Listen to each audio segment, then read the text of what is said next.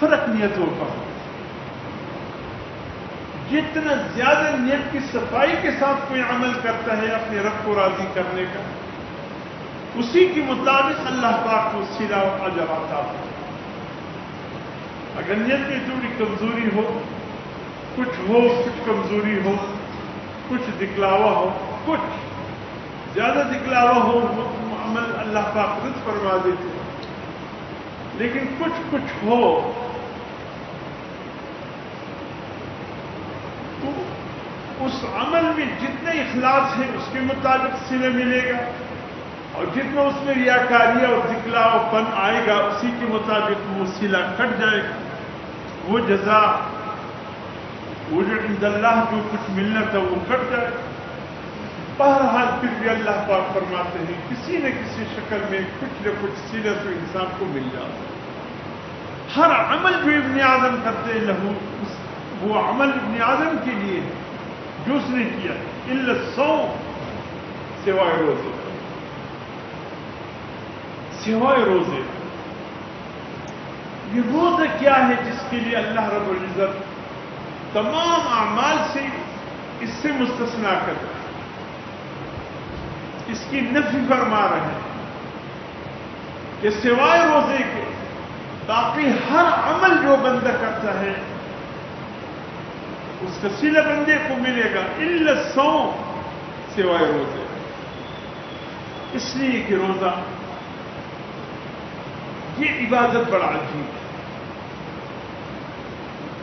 اس عبادت کا تعلق بندے اور اللہ کے درمیان کسی تیسرے کو پتہ ہی نہیں چلتا.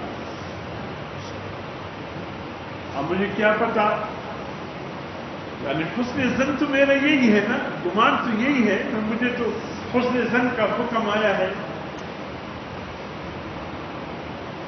کہ بھئی ہر نیک مومن مسلمان کے لیے حسن ظن رکھو. حکم تو یہ ہے، میں تو حسن ظن رکھتا ہوں، اچھے گمان رکھتا ہوں، لیکن ایک بات سمجھانے کے لیے کہتا ہوں، محسوس نہ کیجیے، سمجھانے کے لیے کہتا ہوں. اللہ جانتا ہے کہ اب آپ میں سے کتنے روزہ دار ہیں، کتنے ایسے جن کا روزہ نہیں ہے. مجھے علم ہے، مجھے کیا ہے. کبھی کبھی تو ایسی بدگمانی ہو جاتی، گلی میں جو سبزی بیچنے والا آتا ہے ماشاءاللہ اتنا ستھرا ہوا آواز ہے کہ 5ویں گلی تک جاتے ہیں، پھر بدگمان ہو جاتے ہیں، یار روزہ دار کیا آئیں دوپہر کے وقت ایسا آواز نکل سکتا ہے. بدگمانی کبھی کبھی ہو جاتی ہے، یار ایسے کامل آواز جو دن کی 12-1 بجے سبزی والا لگاتا ہے، بس اللہ ہمیں حسن ظن میں رکھے، بدگمانی نہ آئے. لیکن ہو جاتے کبھی انسان، کبھی ظاہری حالت دیکھتے کہ کمزوری چائی ہوئی ہے اور روزے کا ایک حال تاری ہے تو بالکل پھر یقین ہو جاتے کہ نہیں روزہ دار.